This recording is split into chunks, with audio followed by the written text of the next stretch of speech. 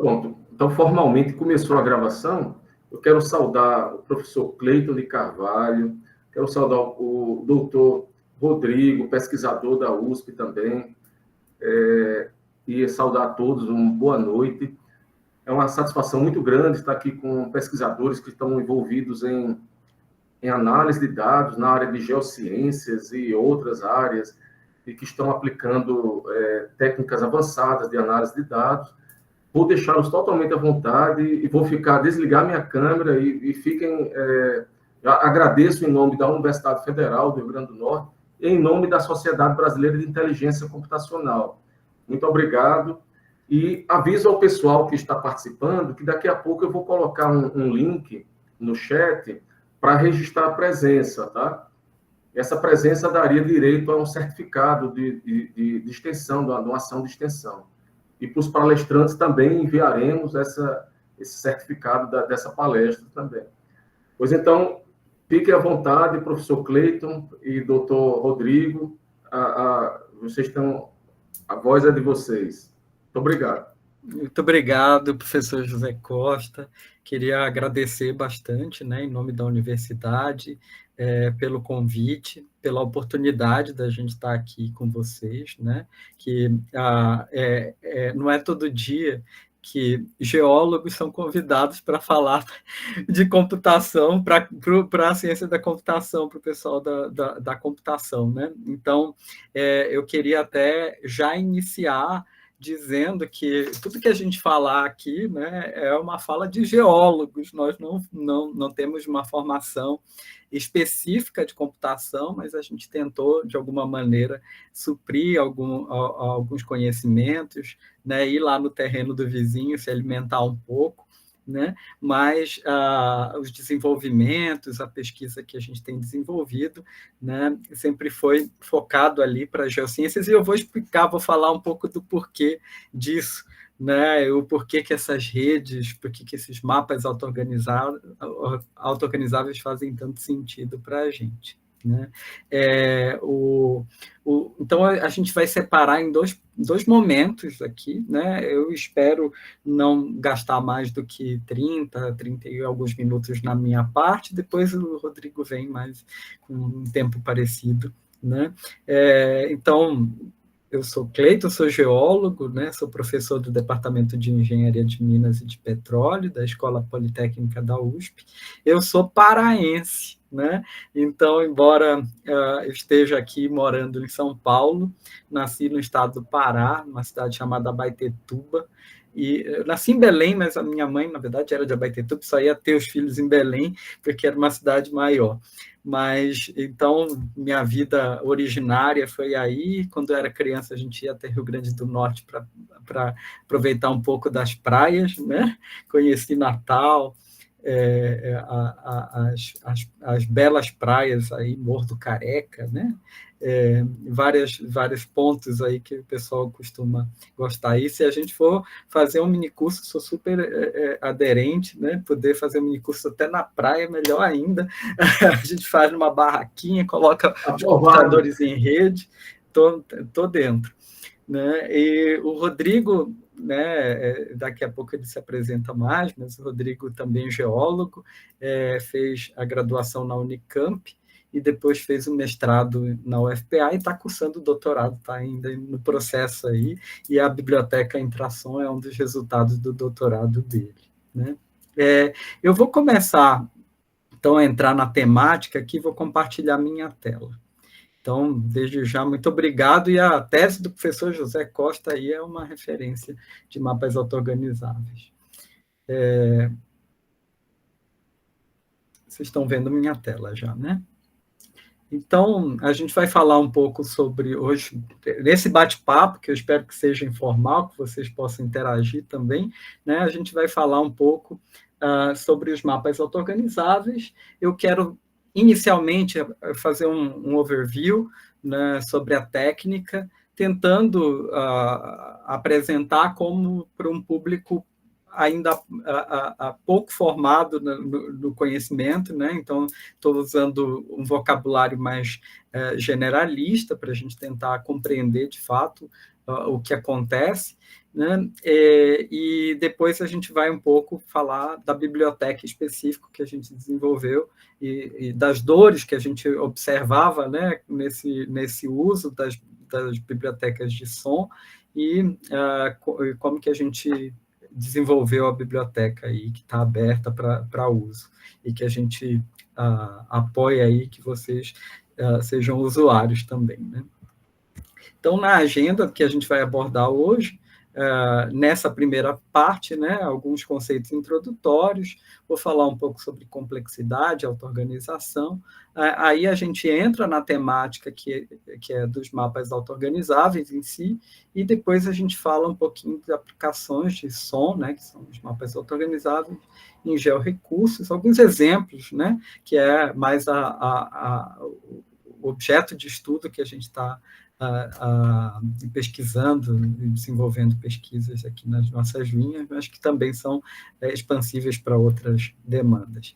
E depois uma breve síntese do aprendizado.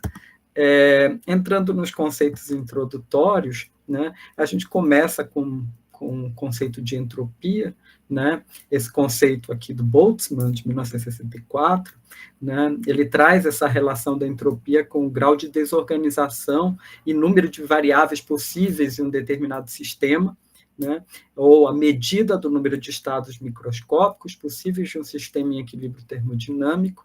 Esse é o conceito de entropia, e a gente inicia com esse conceito para poder entrar no outro lado, que é a organização, né? Então, quanto mais informação é necessária para descrever algo, isso quer dizer que mais desordenados esses sistemas são, né? Então, a gente tem aqui a entropia como um descritor de desordem ou da desorganização de um sistema, e a organização, por outro lado, descreve a ordem, o padrão em um sistema, né? A característica é uma previsibilidade, seja espacial ou temporal, e esse espacial eu chamo a atenção porque ele vai nos ajudar a descrever um pouco melhor o que é essa rede, por que ela intencionalmente ela traz informações topologicamente preservadas, né? E aí, entrando um pouco na complexidade e auto-organização, né, mas observando em termos gerais, né, a complexidade ela é algo que encontra-se entre o caos e a ordem, né?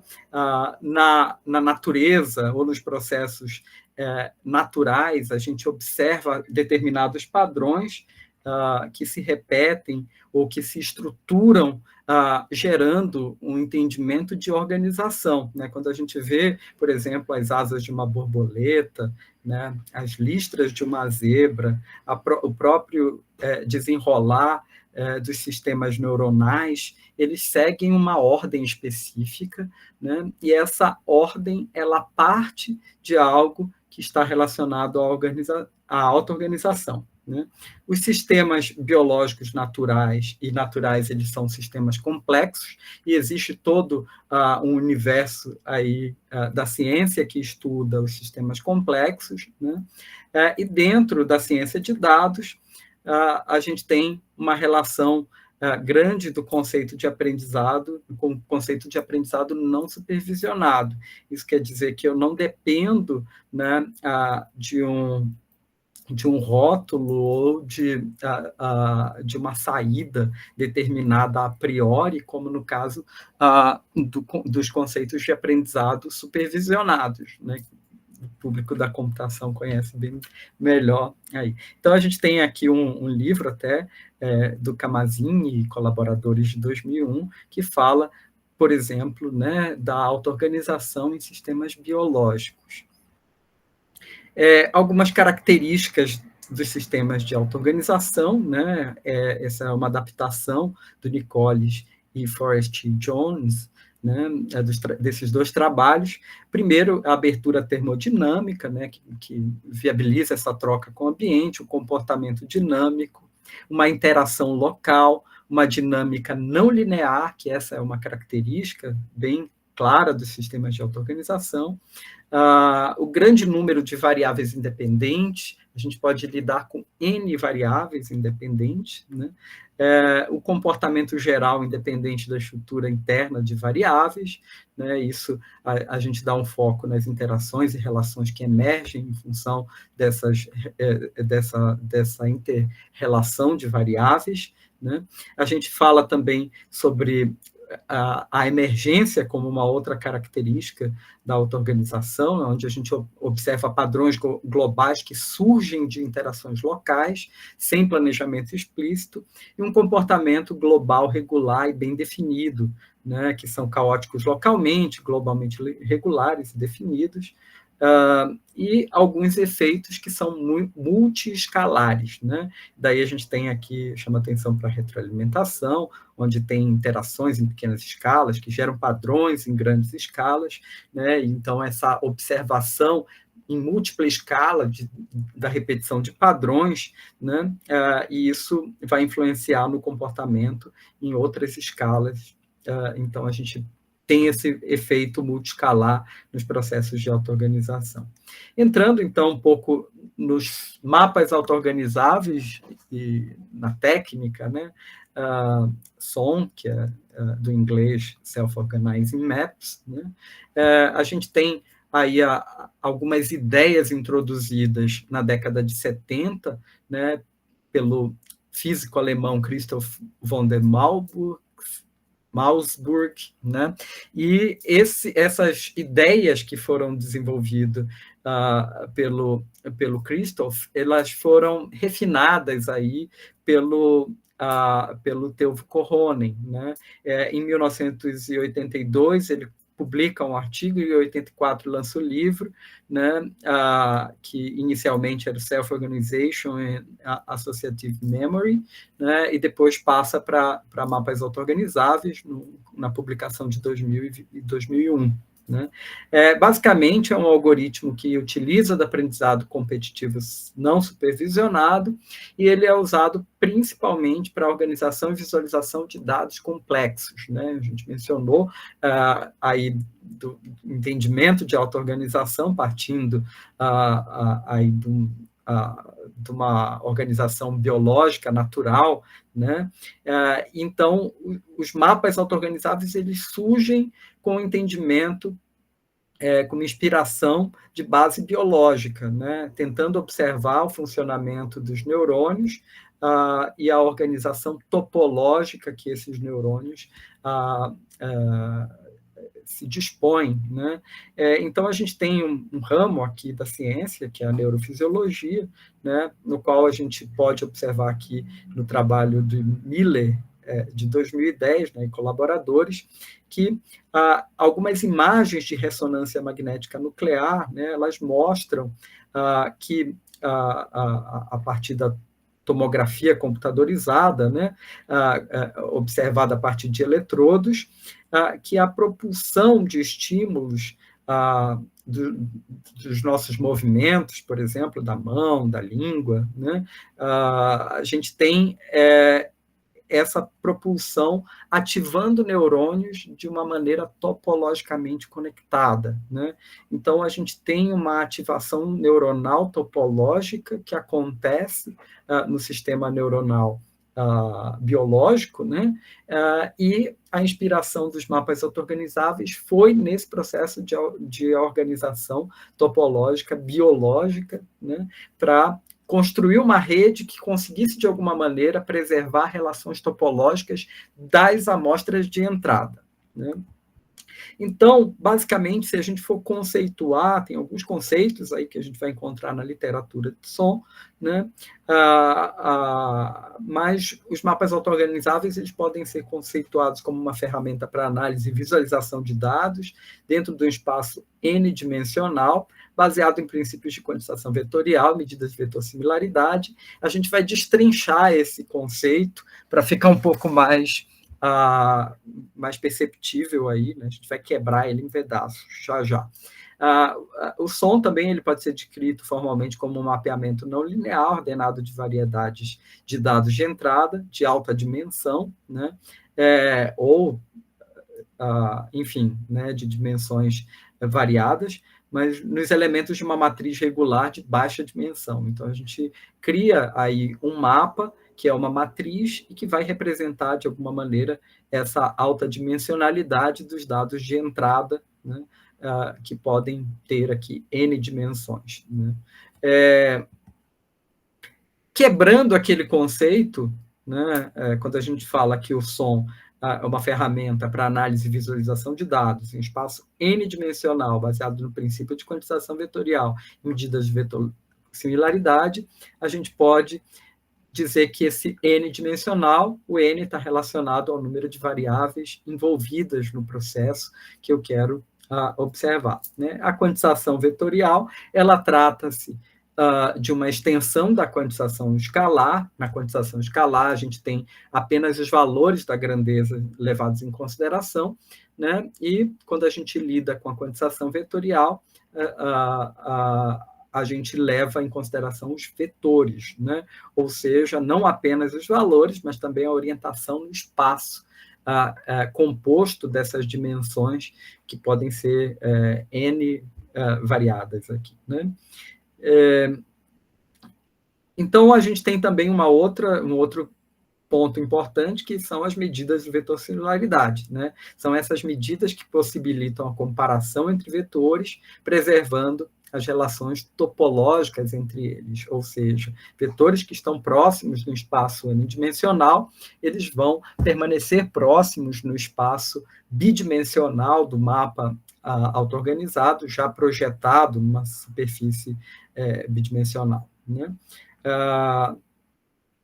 Aqui, uma síntese de como funciona, né, o mapa, a técnica mapas auto-organizáveis. Né? Então, partindo de um espaço n-dimensional, então eu tenho aqui os eixos 1D, 2D, 3D, 4D e ND, né, representando essas dimensões caracterizadas pelas propriedades ou pelas variáveis que eu estou observando relacionadas ao meu dado. Né? Então, cada amostra na minha base de dados, ela é tratada como um vetor. Né? Então, essas amostras, elas são dispersas, elas são inseridas nesse espaço n-dimensional, né? E, na sequência, a gente vai definir uma forma de projeção de um mapa que eu vou utilizar para se desenrolar, tentando, de alguma maneira, representar essas amostras originais. Né? Então, a gente tem uma superfície comum, né, aqui uma superfície planar, né, eu tenho um toroide ou mesmo uma esfera, né, que podem ser utilizadas como uma forma que eu vou projetar aqui dentro do espaço n-dimensional e que vai desenvolver o processo competitivo, colaborativo, para representar essas amostras. Depois a gente vai ter algumas figuras mais ilustrativas. Então, vamos dizer aqui que o meu mapa seja esse conjunto aqui, né, de neurônios. Esses neurônios, a partir de processos competitivos e colaborativos, eles vão representar, vão se deformar para representar essas amostras originais. Né? Então, a gente vai ter aqui um deslocamento de neurônios no intuito de representar melhor, né? A partir de um processo que depois a gente vai detalhar um pouco melhor. Né? Eles vão competir entre si, né? E vão passar a representar essas nuvens de amostras que estão, por sua vez, projetadas em função do universo de variáveis que as compõem. Né? Então, feito essas etapas de competição e adaptação sináptica, né?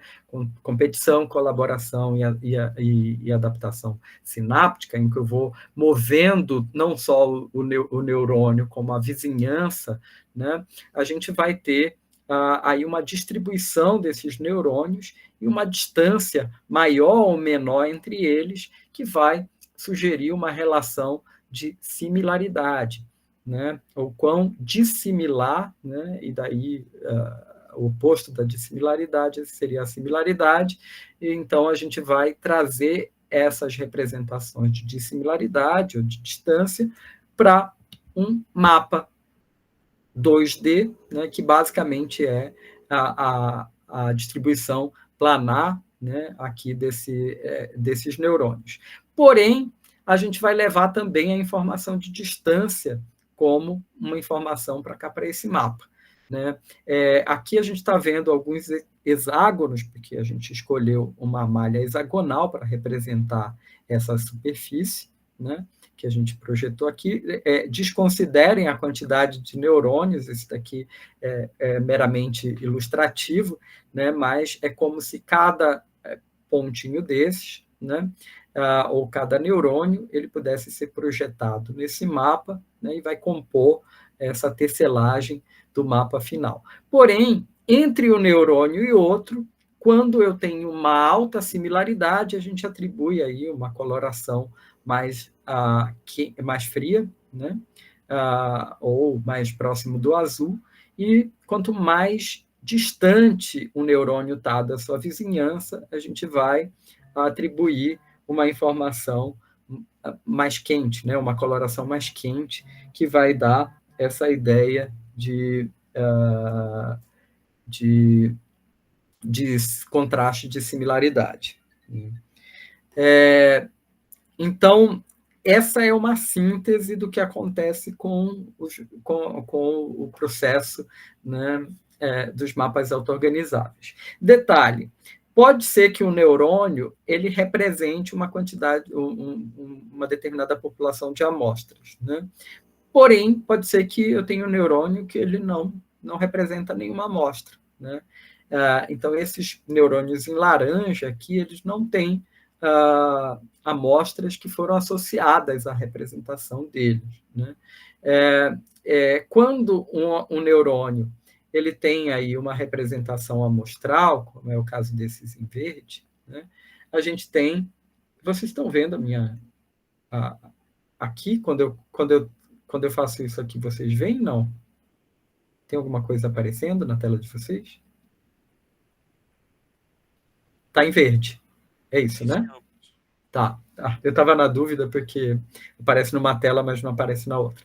Então, quando eu tenho esses neurônios representando uma determinada população de amostras, né, a gente diz que ele é uma best matched unit, ou uma unidade melhor ajustada, né? Então, para essa população, a unidade que melhor se ajustou foi desse neurônio aqui, né? No entanto, para esse neurônio em laranja, a gente não teve nenhuma amostra associada, então ele não é o best matched unit de ninguém. Né?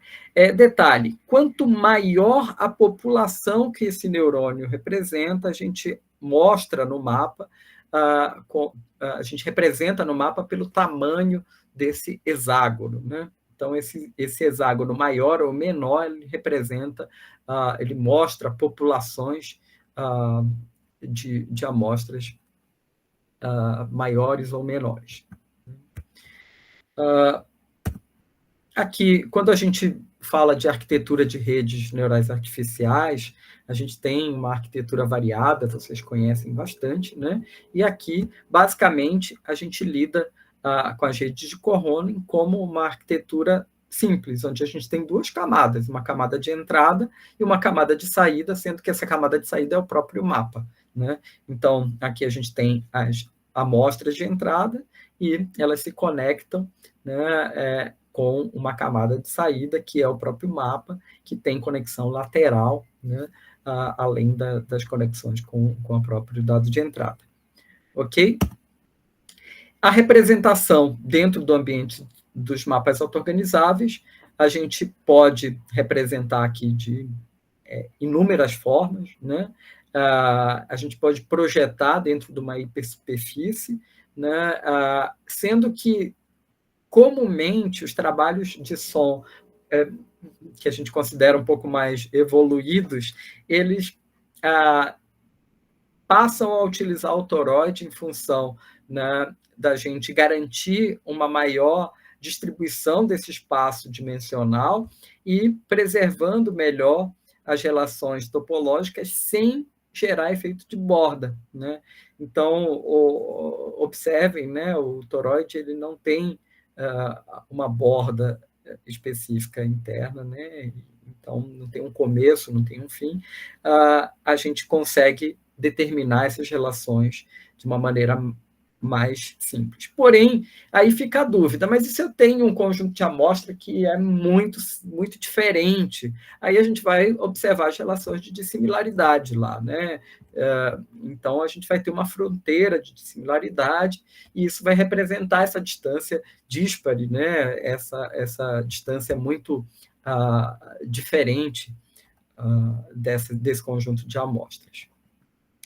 Parâmetro, né, basicamente, a gente precisa definir um tamanho de mapa, e aí fica essa questão. E agora? Qual é o tamanho ideal do mapa? O Vessanto, que é um pesquisador bem conhecido dos mapas auto-organizáveis, né, e também tem outros trabalhos também que vieram na sequência, eles replicam aqui essa equação que é empírica, né, que é basicamente 5 vezes a raiz quadrada de n, onde esse n é o número de amostras, né, ou de instâncias, público de computação. Então, se eu tenho, sei lá, 144 instâncias, então eu vou ter a raiz de 144, né, que seria 12 multiplicado por 5, isso vai dar um número total de neurônios, né? Se eu quiser um mapa quadrado, então eu tiro mais uma vez a raiz quadrada disso aqui, e eu vou ter uma separação aí do número de linhas pelo número de colunas, né, dessa distribuição. Então, essa é uma equação empírica, não é determinante, a gente pode variar isso conforme a demanda, conforme a necessidade, não é uma fórmula necessária, né? Mas serve como uma referência se a gente não tem nenhum referencial de que tamanho de mapa escolher, né? É importante que a gente não tenha tanta amostra, tanto neurônio, quanto a quantidade de amostras, porque senão a gente vai ter aí quase que uma memorização, né? Cada neurônio ativado por uma amostra, né? Então não faria muito sentido para a redução de dimensionalidade. A gente parte aí de um treinamento competitivo, né? O comportamento da estrutura da rede é simples, né? Então a gente tem a camada de entrada e a camada de saída, com conexões entre a camada de entrada e todos os neurônios, né? E também as conexões laterais dos neurônios, né? As conexões excitadoras da entrada para os neurônios, né? Que essa excitação das setas em vermelho, e as conexões laterais inibitórias entre os neurônios, daí seriam essas linhas em tracejado azul, né? Então, é aqui que a gente compara os neurônios entre si com a vizinhança. As etapas essenciais do treinamento, ao treinamento são, primeiro, a competição, né? Neurônios aleatórios, eles vão calcular os respectivos valores a partir de uma função discriminante, onde aquele que apresentar maior representatividade é o vencedor, né? E daí a gente entra numa etapa de cooperação. O neurônio vencedor, ele determina a localização espacial dentro desse espaço ND, né?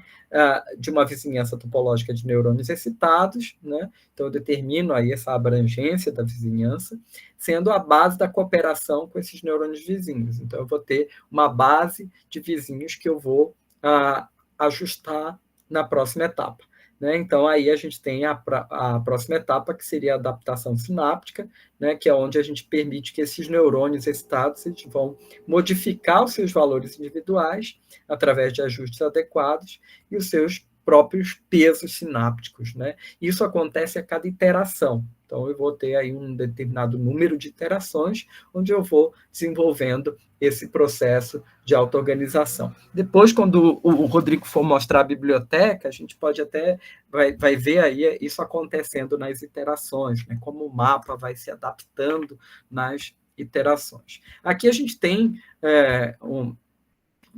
uma adaptação aqui de uma malha regular, né, de neurônios, tentando se adaptar a essas amostras, né, que estão em amarelo originalmente, né?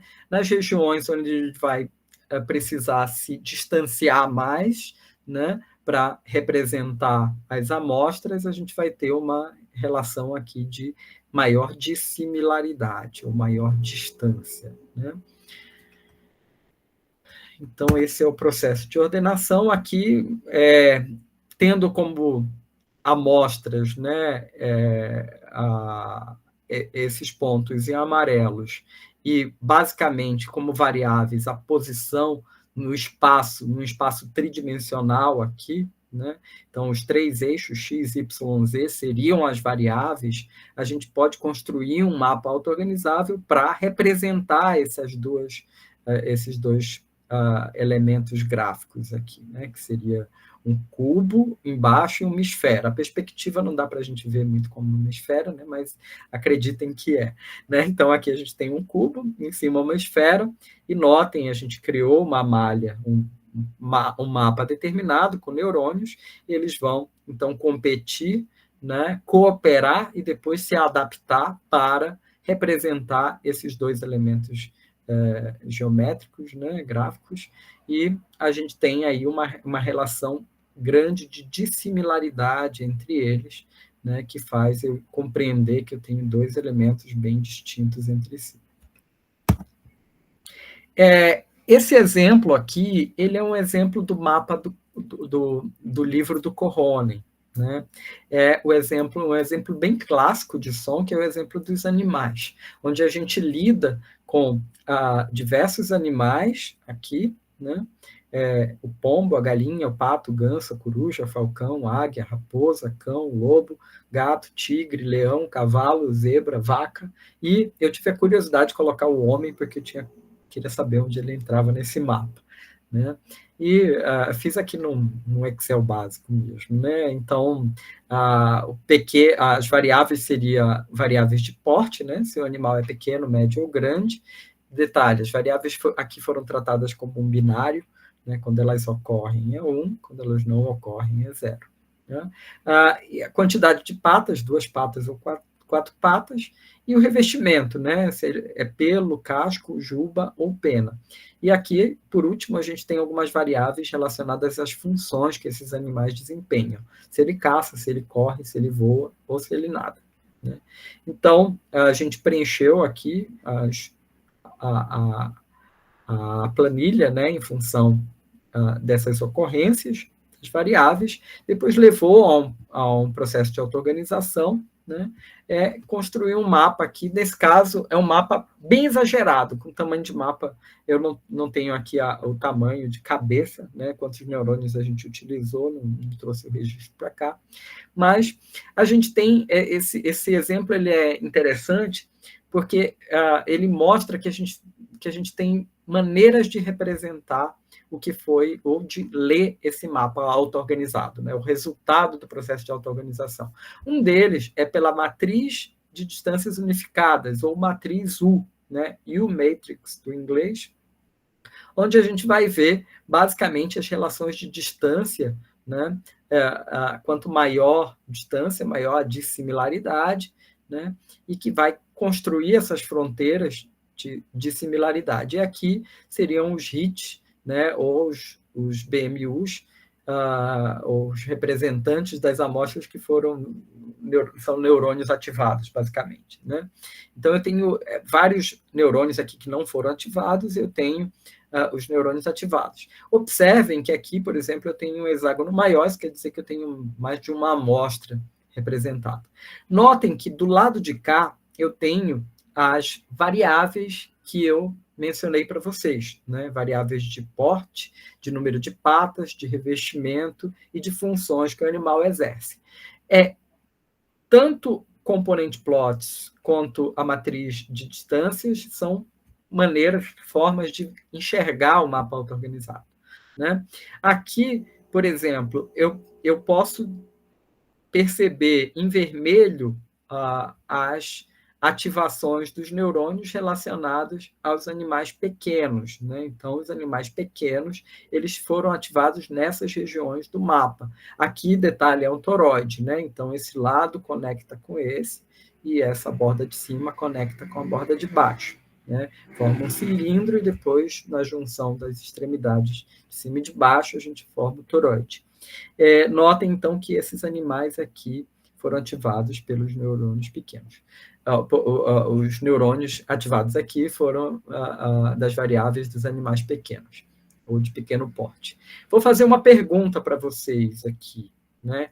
Quantas patas tem esses animais aqui, esse animal aqui? Baseado no que eu acabei de falar, alguém consegue dizer?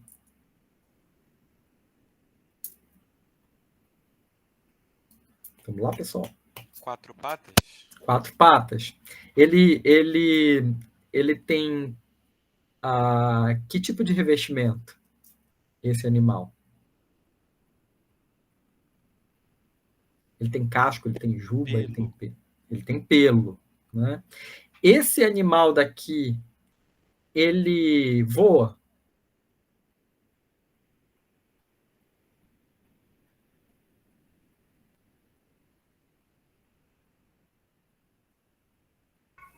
Sim, voa. Voa, né? Então, notem que, a depender da ativação, eu relaciono com a matriz U e eu observo já totalmente correlacionado aí as informações eu diria, espacialmente correlacionado, né? Eu posso observar a inter-relação dessas variáveis, né? Então, eu tenho apenas uma maneira de representar esse mapa em função da ativação dos neurônios pelas variáveis e pela distância entre os neurônios. Vamos observar, então, como que está a distribuição desses animais. Notem que apenas com um binário nós conseguimos organizar esses animais, né?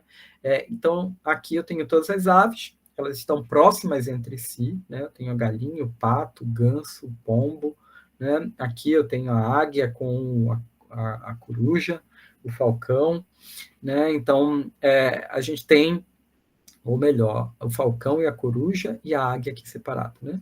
Então, a gente tem relações de similaridade ou dissimilaridade aqui muito interessantes de se observar, né? Notem que o pato e o ganso, eles são muito parecidos, né? Então, eu tenho uma fronteira de dissimilaridade muito pequena entre eles, né? Eu consigo observar também as funcionalidades e até o que seria o diferencial, né? Alguma coisa marca essa dissimilaridade. Porém, já que todo mundo está aí num toroide, eu tenho que criar fronteiras quando um animal está mais distante, né? Então, aqui eu passo uma fronteira grande de dissimilaridade e entro numa zona do cavalo e da zebra, né? Por que eu não consegui separar o cavalo da zebra? A gente não tem propriedades aqui suficientes ou variáveis que possam distinguir o cavalo da zebra, né? Eu não tenho a listra, né, no revestimento. Então, basicamente, eu não tenho como separá-los. Peço desculpa, os cachorros vão latir aqui.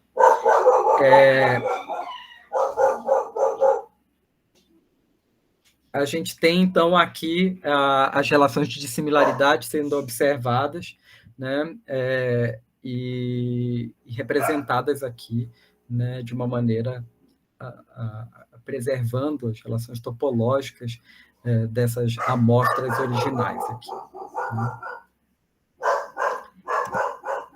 Bom, então, passando um pouco para as aplicações... Só um minutinho, gente. Pedir desculpa aqui, para eu fechar a porta.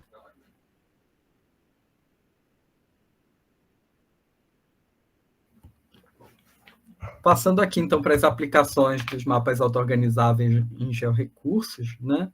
A gente vem trabalhando com os mapas auto-organizáveis há algum tempo, né? O primeiro contato foi em 2009, quando eu estive na Austrália, né? No CSIRO, que é onde eu conheci o Steve, né? O Stephen Fraser, que é um pesquisador de som, em geociências, né? E a gente desenvolveu esse primeiro trabalho, né, que se baseia no desenvolvimento de uma sistemática de geração de mapas geológicos semiautomáticos, né, com variáveis geofísicas, e aí a gente usou como plano de fundo, aí, né, o plano de fundo, uma área na região amazônica, que depois a gente fez uma investigação com trabalhos de campo, né? Então a gente entrou com variáveis geofísicas, desenvolveu o processo de auto-organização, clusterizou essa matriz unificada de distância, né? Então a gente pode usar uma técnica de agrupamento depois para clusterizar, né, para agrupar esses neurônios, né, segundo uma métrica aí, a escolha, e depois a gente voltou a espacializar essa informação já clusterizada, né, retendo aí essas proximidades topológicas que nada mais são do que as relações das próprias rochas, né? Então, os granitos, eles se relacionam em função das propriedades geofísicas nesse espaço unidimensional, né? Diferentemente dos basaltos, das rochas vulcano-sedimentares. Então, a gente conseguiu separar esses tipos de rocha de uma maneira bem eficiente quando a gente comprovava em campo, né?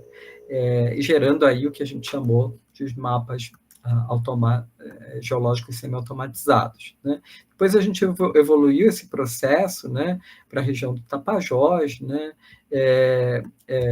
Aqui a gente tem um mapa geológico, né, e o mapa gerado pelo processo de auto-organização, que ele tem uma semelhança muito boa com um mapa geológico e preserva até relações de uma maneira melhor, né?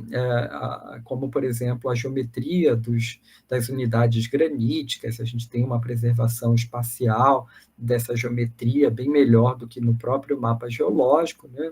Que foi gerado por um processo de interpretação, e outras questões que a gente chama a atenção aí nos trabalhos que a gente produziu. Outras questões que nem tem relação, mas que eu selecionei aqui para trazer, né? Mapeamento de tumores em imagens de ressonância magnética, né?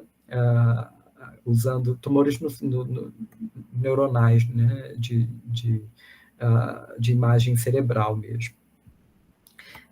Aqui é um trabalho relacionado à acessibilidade no município de São Paulo, né, uma análise de acessibilidade, utilizando os processos de auto-organização, né, poluição do ar, né, então a gente tem aqui a separação de avenidas que seriam mais poluídas, que tem mais que tenha maior observação aí de gases, né, poluentes. Então, isso a gente fez com o mapa da cidade de São Paulo, aí, né, nesse trabalho, a gente explorou isso em algumas avenidas de São Paulo, determinando aí essas zonas de maior predominância de poluentes. Uma regionalização de bacias da costa, né, utilizando mapas auto-organizáveis.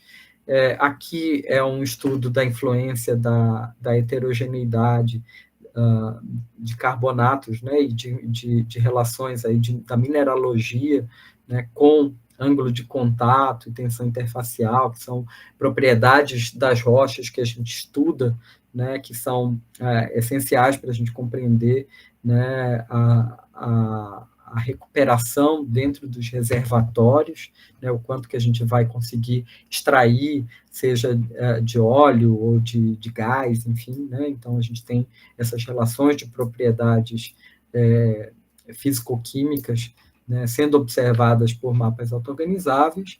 Aqui é um trabalho bem interessante que a gente relacionou o atropelamento de animais em estradas, né, com propriedades de uso e ocupação do solo, né? Então, a gente observa, por exemplo, que um determinado padrão comportamental, né, que eu vou dar um chute aqui, que raposas são atropeladas mais próximos a corpos de água, implantações de cana, no período da tarde, no final da tarde. Então, assim, são relações espaço-temporais que a gente consegue construir, né, observando esses padrões específicos, nesse caso aqui, relacionados ao atropelamento de animais. Né? E aqui uma aplicação dos mapas auto-organizáveis com regressão, né?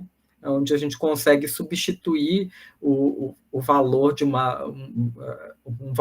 dado valor faltante, né, com a informação. Se a amostra não tem a projeção num dos eixos, o BMU dessa amostra, né, ou a unidade melhor representativa, ela pode ser utilizada para projetar, né, nesse eixo faltante. Né? Então, a gente tem como usar o som aí de uma maneira a imputar dados ou preencher informação faltante, né?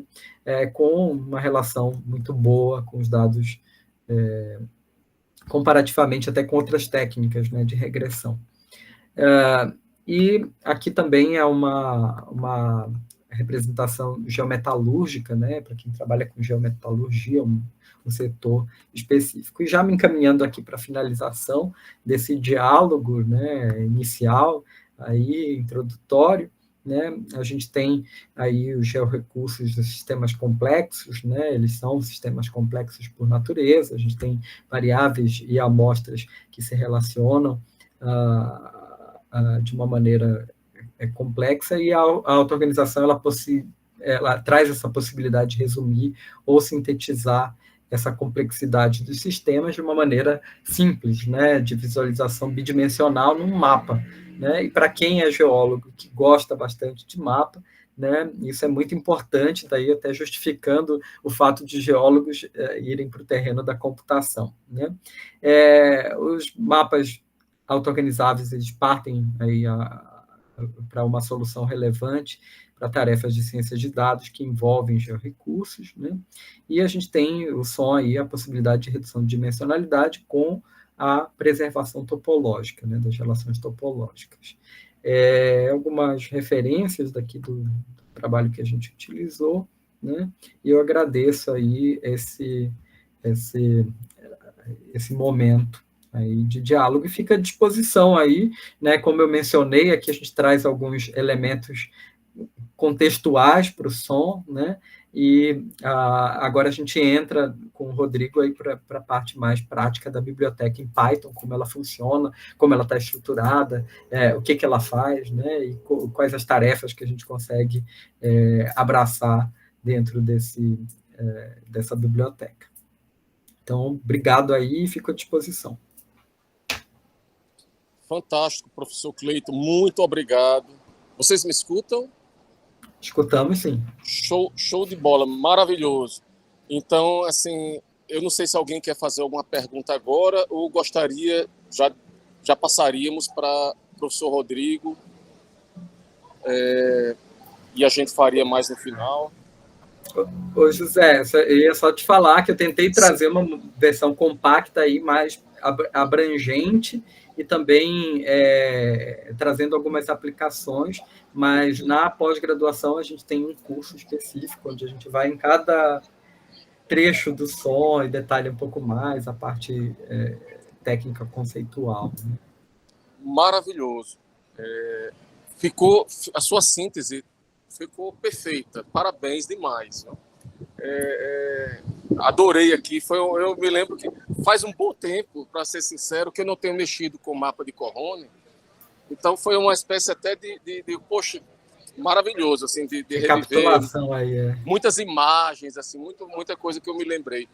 Então, muito obrigado, professor Cleiton, quero conhecê-lo pessoalmente em um futuro breve, e passaria para o Rodrigo, para que ele possa explicar um pouco para o pessoal sobre a biblioteca, os usos, as potencialidades. E não sei se alguém da plateia quer fazer alguma pergunta antes ou a gente deixaria para o final. Eu acho que o pessoal está meio quieto. Então, vamos seguir. Com a biblioteca o pessoal vai ficar mais instigado, que eu acho que o pessoal é mais da prática. Mas o Edivo, eu acho que ia falar alguma coisa. Sim, pronto. Não, eu não. Ah, não. Tá, não, era só que assim, por mim pode continuar, desculpa. Ah, não, tranquilo, valeu. Show de bola. Então vamos lá. Então, muito obrigado. Rodrigo, você tem a palavra. Muito obrigado novamente. E boa fala. Perfeito, obrigado, José Costa. Vou apresentar aqui a biblioteca, né, que ela é um dos produtos do meu doutoramento. Vou iniciar, né, falando as motivações para a criação da biblioteca. Primeiro, aqui tem uma agenda rápida, que eu primeiro vou introduzir e apresentar os módulos da biblioteca, depois falar do módulo principal, falar do treinamento, dos resultados. Vou mostrar uma aplicação bem simples, só para mostrar como os resultados podem ser avaliados, né? E depois vou mostrar o módulo que é um pouco mais recente da biblioteca, que é de análise de agrupamento. Uma das motivações é a relevância dos mapas auto-organizáveis, né? A gente vê aqui, avaliando as publicações só da base Scopus, de 79 a 2023, a gente vê que no começo dos anos... final dos anos 90, começo dos anos 2000, você tem um boom de publicações de mapas auto-organizáveis, chegando aí a 1.000 papers por ano, e manteve mais ou menos essa média de 1.000 papers até o ano passado. Então, isso mostra que o som ainda é relevante nas publicações e ele ainda é muito utilizado. O que a gente pode ver na porcentagem desses documentos, né, desses papers ao longo dos anos, é que a maior parte desses papers é utilizado na ciência da computação e na engenharia, né, abrangendo aqui 50,3% dos papers, e só 4% dos papers, aproximadamente, sendo usado aqui nas ciências da Terra. Então, uma das motivações também é criar um formato mais amigável desse algoritmo para que outras áreas que não dominam programação possam utilizar também os mapas auto-organizáveis. Ao mesmo tempo, a gente vê que do começo dos anos 2000, né, até 2024, a utilização de Python, principalmente na comunidade de programação e de ciência de dados, ela aumenta aqui grandemente, chegando aqui em 2024 a ultrapassar todas as outras línguas, né, as linguagens de programação. Isso foram os grandes motivadores, né, para que se criar a biblioteca Intrasom, né, que é uma biblioteca aí aberta de mapas auto-organizáveis em Python, que lida com dados ausentes, usa uma malha hexagonal e uma projeção toroidal. Aqui está a nossa publicação.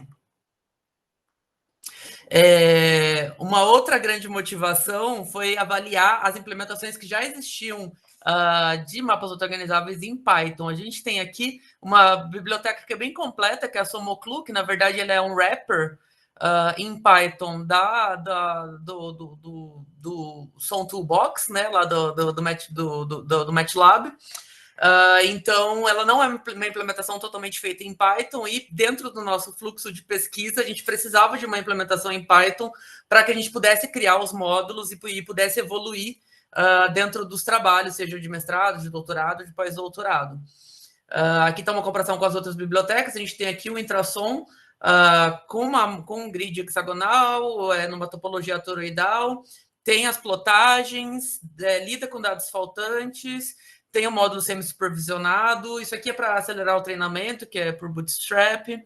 Tem documentação com exemplos lá no GitHub, faz o treinamento em batch, ainda não treina em GPU, mas é algo que a gente está pensando, e tem análise de agrupamento, né? Aqui tá os autores da biblioteca, sou eu, o professor Cleiton, o professor Jory e um mestrando, que é o Gustavo Rodovalho. Aqui está o modelo de classes da biblioteca. Ela foi inicialmente inspirada em algumas das funções do SOMPy, né? Mas depois ela acabou se expandindo para vários módulos que ela tem. A gente tem o módulo principal, de inicialização, de pós-processamento e visualização. Esse aqui é uma forma mais visual de entender o framework, né? Aqui a gente tem o módulo principal, que a gente carrega os dados. Depois do treinamento, a gente tem acesso a todas as informações de treinamento, um boletim aqui do treinamento, vou mostrar mais tarde. É possível agora salvar todos os parâmetros num JSON e em ND Arrays, né? Para que ele possa ser carregado mais tarde também, seja para projetar novos dados, seja para inicializar um som com um som já treinado. Tem os módulos aqui de plotagem, que o Cleiton já explicou bem, né? Que é a matriz U, os componentes plots, os mapas de neurônios. E aqui as plotagens no módulo de análise de clusterização, de análise de agrupamento. No módulo principal, os dados que ele aceita de entrada são NumPy Arrays, ele aceita pandas, data frame, né? Os valores faltantes, ele pode estar simplesmente como NaN ou com algum valor específico, é só você sinalizar lá na função. O que se espera é que se tenha as variáveis nas colunas e as amostras aqui nas linhas, né? Aqui está a base de dados que o Cleiton apresentou lá dos animais. Os parâmetros de inicialização por default, ele já calcula o tamanho do mapa usando a função do vsanto, mas é possível parametrizar também. É possível sinalizar a presença ou ausência de valores vazios, máscara de valores vazios. Ele já treina com um grid hexagonal. A normalização aqui é pelo z-score, né? A inicialização é randômica por default, mas tem como você inicializar com um mapa pré-treinado, né?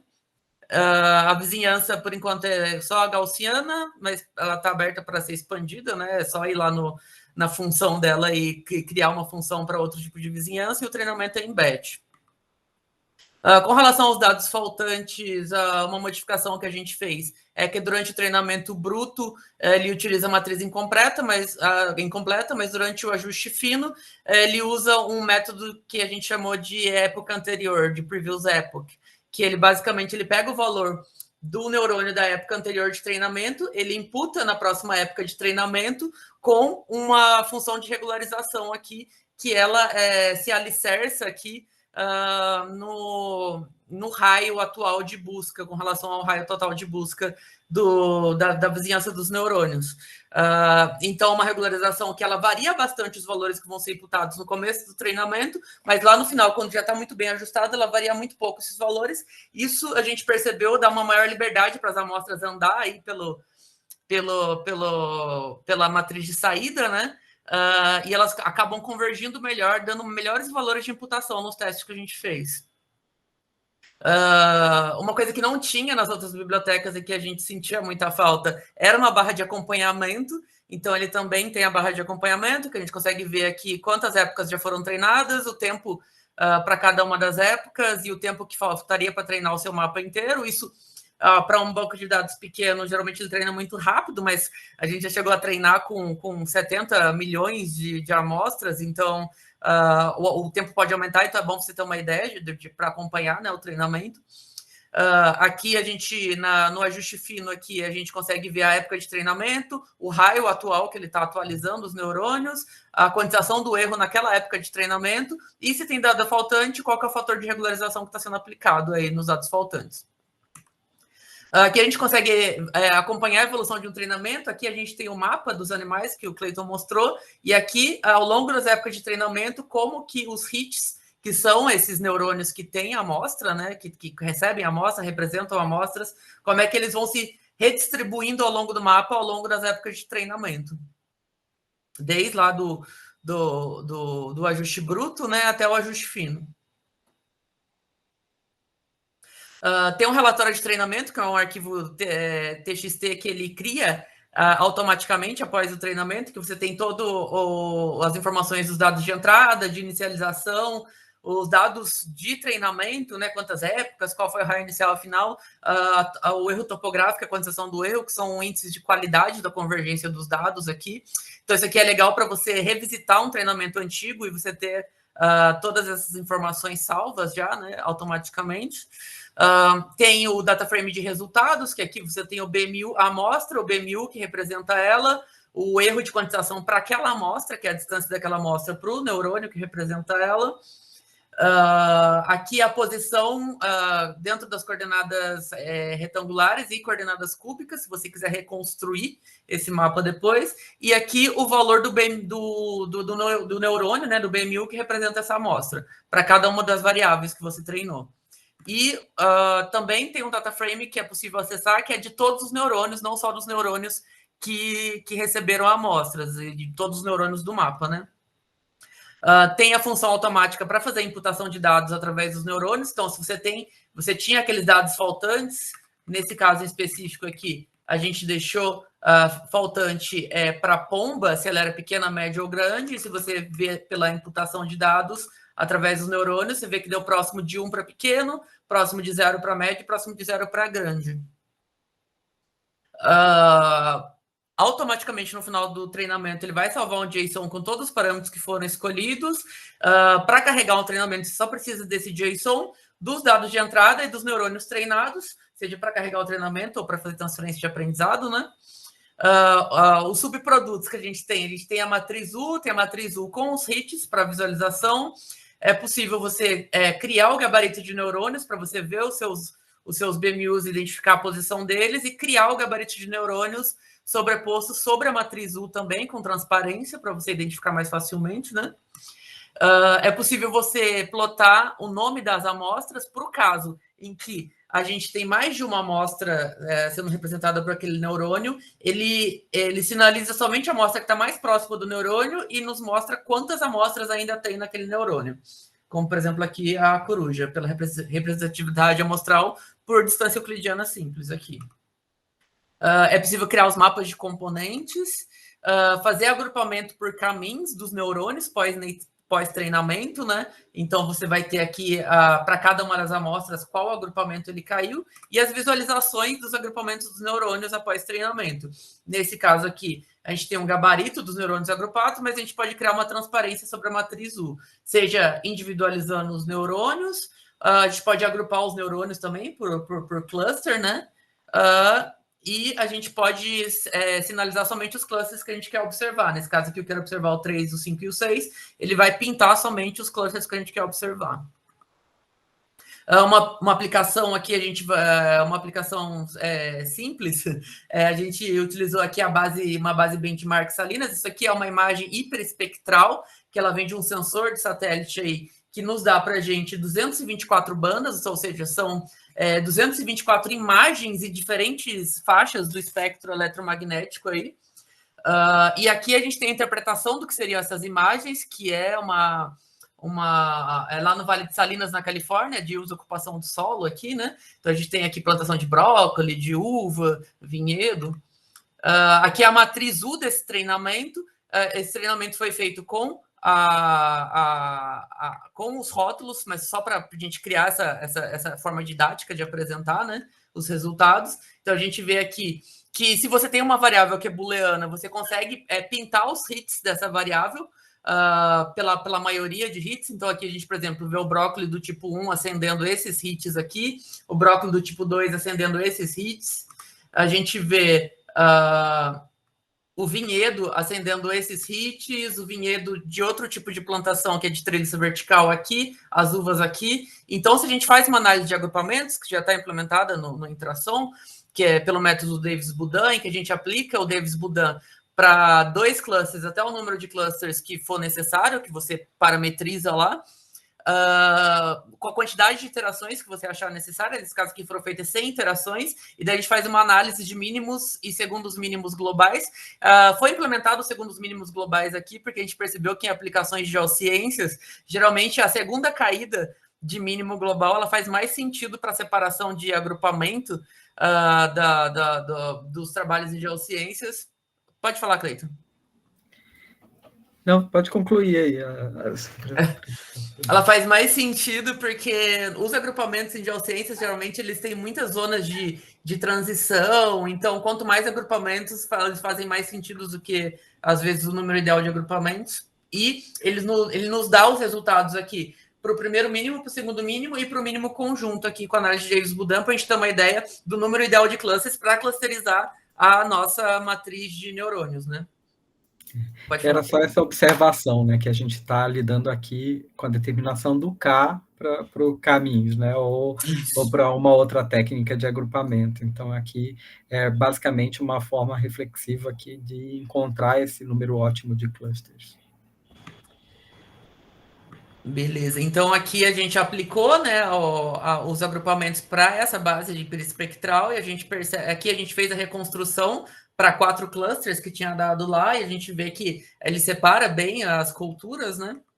E observando, por exemplo, o agrupamento número 3, ele juntou todos os uso e ocupação de solo relacionados a uvas, né?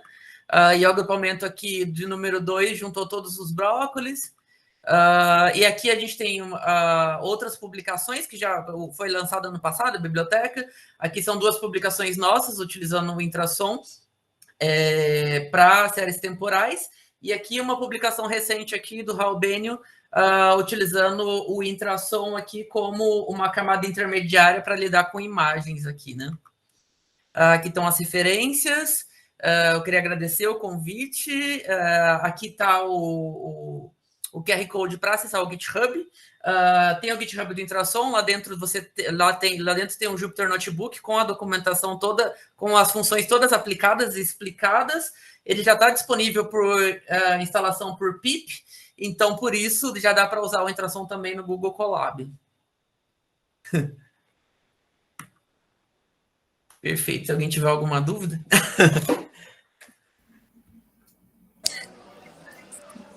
Rodrigo, só um segundo. Opa. Cara, muito, muito legal, Rodrigo. Eu vou abrir, antes de fazer perguntas, vou abrir para o pessoal para saber se tem alguma pergunta.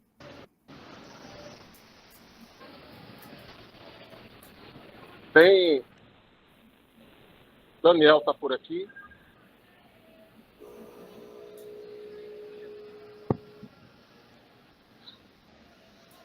Estou sim, professor. Pronto. Daniel, uma das dúvidas que a gente tinha, Daniel estava trabalhando e a gente usava, Rodrigo, os mapas sem ser toroidais, né? Sendo planares, né? E eu acho que era uma das coisas que ele estava tentando e não estava conseguindo. Você pode, vamos dizer assim, esse atributo de ele ser toroidal ou não, você seta lá e ele fica planar, como é que você faria isso? Agora, se eu não me engano, dava erro quando eu tentava usar planar, era planar e quadrado. Quadrado, né? Pronto. Era quando era planar e quadrado. Se eu não me engano, dava certo quando era hexagonal e planar, mas se eu tentasse fazer quadrado e planar, não estava dando certo. No Intrasom é porque eu não terminei de implementar mesmo. A gente optou por usar hexagonal porque a gente usa em quase todos os trabalhos. Tem o planar, o planar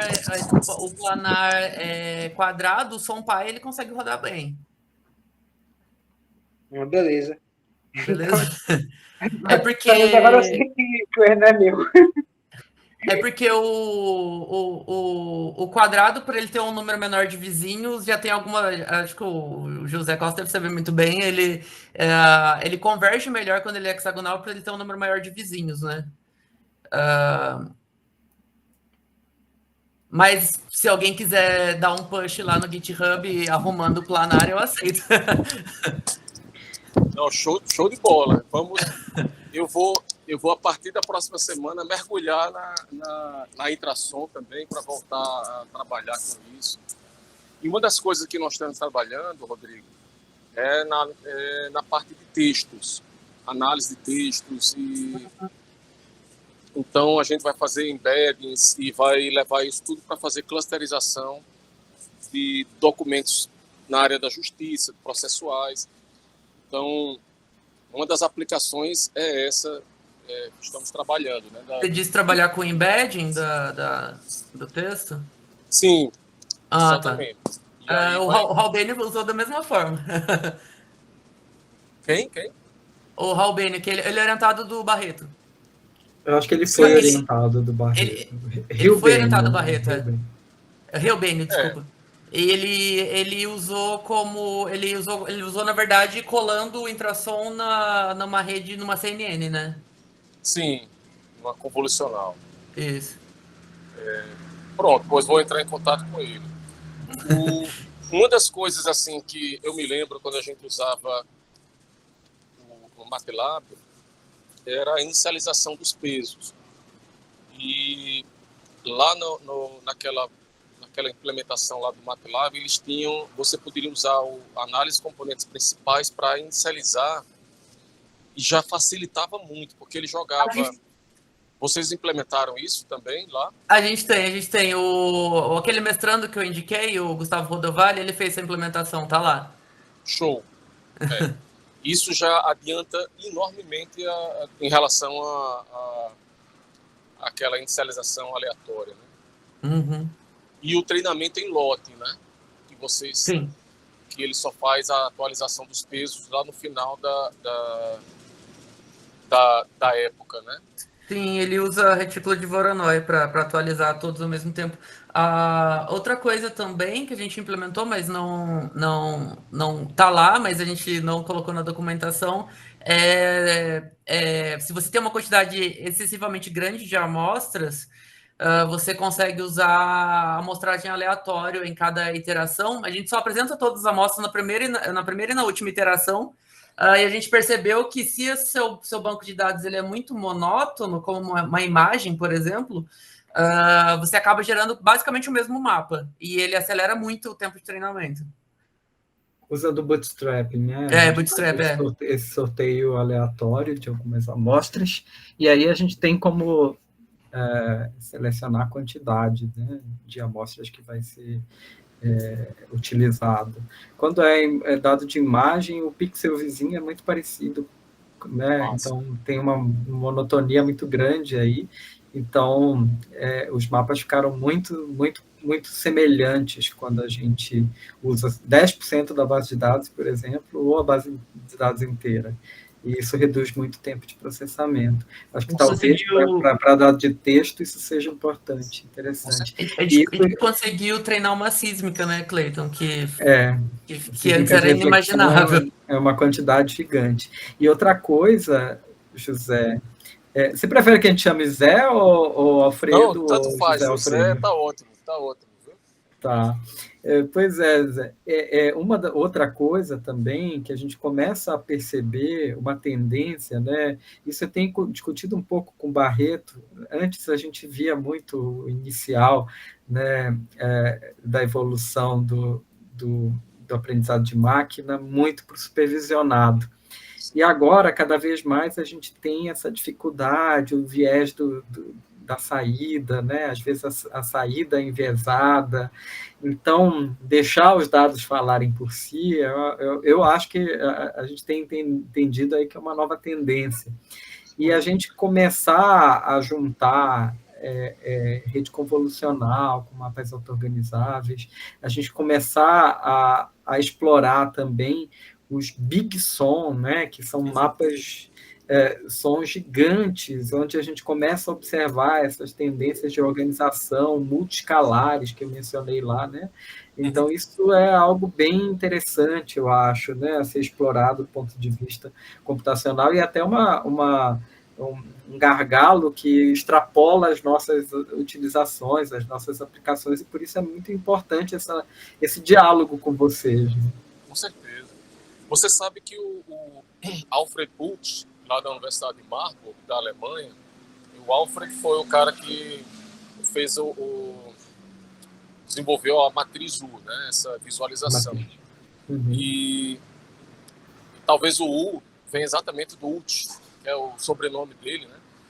Mas ele depois, lá pelo final dos anos, no início dos anos 2000, ele derivou lá fez vários papers com o nome assim de E-SOM, né? Um Ezinho. E o E, basicamente, era de emerging.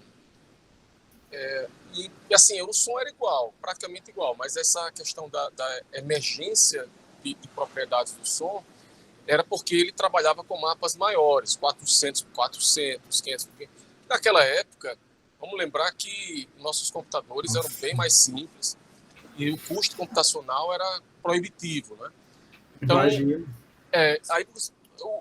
eu me lembro também assim, quando eu pegava a base de dados que eram pequenas e colocava no mapa, sei lá, 400 por 400, você tem lá um número muito grande de neurônios. Aí você tinha um espaço, era muito espaço, muitos neurônios inativos, tal, né?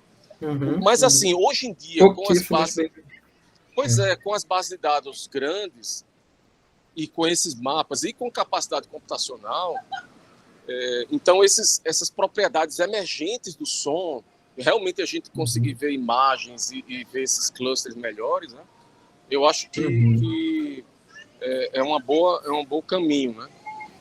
Interessante que, se você for ver no I3E, a Sociedade de Inteligência Computacional, o slogan que tem assim embaixo assim, da CIS, né, Computation Intelligence Society, imitando a natureza para desenvolver engenharia, um negócio assim. E lá o pessoal falava muito assim de que a inteligência ela emerge de processos coletivos, né?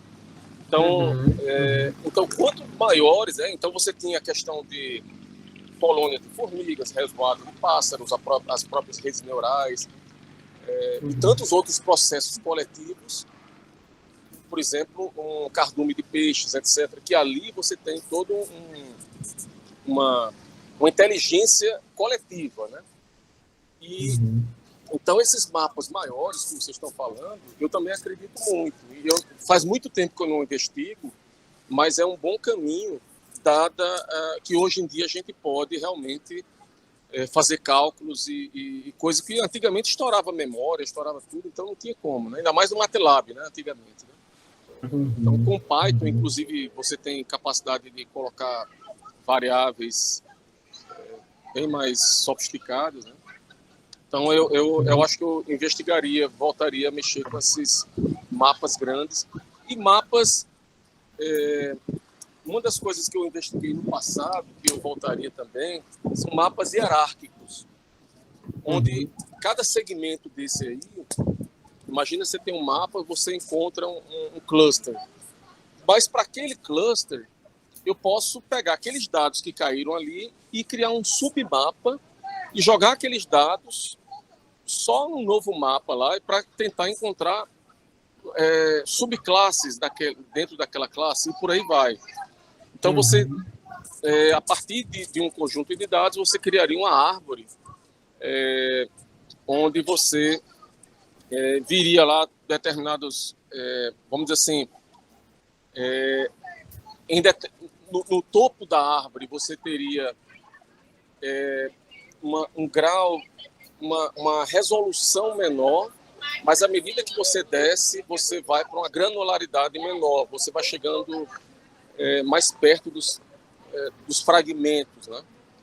Mas assim, em relação ao trabalho de vocês, que eu acho fantástico, porque na hora que você tem rochas, na hora que você tem vários tipos de minerais, vocês têm muitas técnicas. Eu não sei se vocês usam aquelas análises de espectrografia, espectroscopia, né? Que você tem todo um vetor. Raios gama, sim, todo.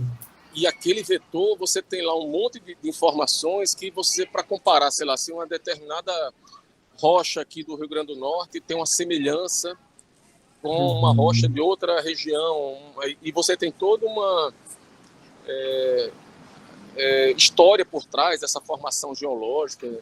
Então, essa questão de semelhança de materiais e que estão captados a partir dessas assinaturas desses vetores, né? Tipos de petróleo diferentes, né? Porque você tem vários tipos, né? Cada perfuração, por exemplo, o petróleo aqui do Rio Grande do Norte é um petróleo pesado. Já outros petróleos são mais leves. E aí você tem toda uma possibilidade de fazer essas análises com mapas, né? A partir desses vetores, né? A gente tem trabalhado bastante em diversas escalas até, né, José? A gente tem, quando a gente fala na indústria de óleo e gás, e até, eu diria, não só se atendo ao petróleo, mas até na evolução disso, do ponto de vista de uma energia mais limpa, né? A gente sabe que se nós caminharmos para uma fonte aí de matriz energética movida a hidrogênio, a gente vai precisar de reservatórios para estocagem, né, de hidrogênio. A gente não consegue estocar isso dentro de um complexo em terra, né? A gente vai precisar ir para os reservatórios. E todo conhecimento que a gente adquiriu e guardou, utilizando o petróleo como matriz energética, ele passa a se transformar para uma outra utilidade. Então, não só a parte... Eu estou falando isso para justificar a questão ambiental, inclusive, até, né? Mas a gente tem aplicado os mapas auto-organizáveis em dados de poços, né? Porque a gente tem medidas geofísicas que acontecem em dados de poços. A gente tem aplicado na caracterização de materiais, né? Seja caracterização petrográfica, né, espectral, tudo isso, em amostras de mão ou em amostras de lâmina delgada, no qual a gente precisa compreender, né, quais os minerais, ou como que é essa interação rocha-fluido, né? A gente aplica também em escala de reservatório, né? Usando os dados sísmicos, que têm aí os seus atributos sísmicos, daí a gente vai ver faces geológicas. Então, a gente tem uma infinidade de aplicações aí dentro desse segmento que você mencionou, né? Que é essa similaridade dos vetores que são gerados pelas variáveis. Mas a gente também tem explorado outras coisas, por exemplo, representatividade amostral, né? Ou qual que é uma amostra que melhor representa um grupo de amostras, né? O BMU, que é a unidade melhor ajustada, né? O Best Match Unit, naturalmente ele já é eu colocaria bem entre aspas, né? Um centroide ali, né? Mas que leva em consideração as inúmeras propriedades dentro desse espaço unidimensional. Então, só que o BMU ele não existe enquanto amostra, ele é uma amostra ali idealizada, né? Ideal, né? Exato. Porém, existe uma amostra que a gente tem relações de medida, né? De distância. Então, existe uma amostra que é aquela que está mais perto do BMU. Né? Então, ali ela seria uma amostra típica que poderia ser utilizada, por exemplo, se eu quiser representar uma população e fazer uma análise que é muito cara. Né? Então, como eu vou escolher qual a amostra dessa população que vai para essa análise? Ela tem que ser representativa. Então, a gente tem hoje um trabalho de mestrado, que é o do Gustavo, que está investigando os mecanismos de justiça com som, né? Dentro de agrupamentos, e onde a gente observa não só o BMU, mas também um grupo de BMUs, quem seria o que melhor representa, né, esse grupo de BMUs, preservando justiça, né? Então, aí tem algumas questões que a gente está trazendo de mistura gaussiana, né, tentando trazer a probabilidade de pertencimento, dado pela mistura gaussiana, né? Então, a gente faz alguns jogos aí, né, para tentar solucionar questões que são emergentes para a gente. Né? Então, fantástico. E você falou só de amostras e o treinamento não supervisionado, Rodrigo, também, mas imagine que você tivesse alguma grande parte dos seus dados não supervisionados, mas parte dos dados já rotulados, né? Então, imagina que você, então, gerasse esses segmentos e com essas amostras rotuladas você tem como identificar determinados conjuntos e fazer o que a gente chama de expansão de rótulos. Né? Uhum. Então, seria um lance semi-supervisionado. Eu não sei se vocês já começaram a fazer alguma coisa assim também. Eu tenho uma página aqui no meu OneNote que são de coisas que eu quero fazer com Intrasom ainda quando tiver tempo. E uma delas era criar o Ensemble Learning para eles, tanto paralelo para criar vários mapas ao mesmo tempo e melhorar a imputação de dado, quanto em sequência, da forma que você falou. E a outra foi essa semana, até estava conversando, né, Cleiton, com um aluno, e eu falei da possibilidade de fazer rotulação de amostra, que acho que é uma ótima forma de conectar o som também. Não, e a última coisa que eu entendo que a tendência da utilização do som, principalmente vendo os artigos dos últimos anos, é ver que o som ele está vindo muito com o Ensemble Learning e com outras técnicas. Então, outra coisa também que eu estava pensando para o som era facilitar a integração dele com outras redes. E por último, o que eu queria comentar de tudo que a gente falou é que ainda o único gargalo de processamento que o som tem é a criação da matriz de distância, que ela fica muito grande se você tem muito neurônio e muita amostra. Mas a gente já está começando a pensar também em formas de acelerar isso, porque ao longo do treinamento as amostras acabam caindo mais ou menos na mesma região, então você pode calcular a distância só para uma região de neurônios e não para todos, entendeu? No mapa inteiro. Isso aceleraria, aceleraria o cálculo dessa matriz de distância, tornando ela uma matriz esparsa, sabe? Ô José, agora, ainda no ponto que você falou, do som semi-supervisionado, a gente tem desenvolvido já trabalhos, sim, né? A gente teve um projeto, né, junto com a Petrobras, que visava exatamente a gente determinar previamente, né, isso é uma informação pública, não estou falando exatamente o conteúdo do projeto, né, mas a gente precisava determinar a ocorrência de uma rocha específica que danificava a broca, né, e a gente tinha uma base de dados que era uma base de dados de difração de raio-x. A difração de raio-x é praticamente uma série temporal, né, pode ser denominado uma série temporal, mas não é de tempo, né? A gente tem um espectro ali, né? E essa série, ela gera uma interpretação mineralógica, né? Porque você tem alguns picos que refletem, né? E esses picos eles estão sendo associados a um dado mineral, né? São picos de reflectância. Então, é um sinal, porém, é um sinal que não tem uma relação especificamente, é uma série, mas não é um sinal específico, porque depende dos minerais que estão naquele pó, né, que vai gerar essa informação, né? Então, a gente tem ali picos de reflectância que são interpretados como minerais.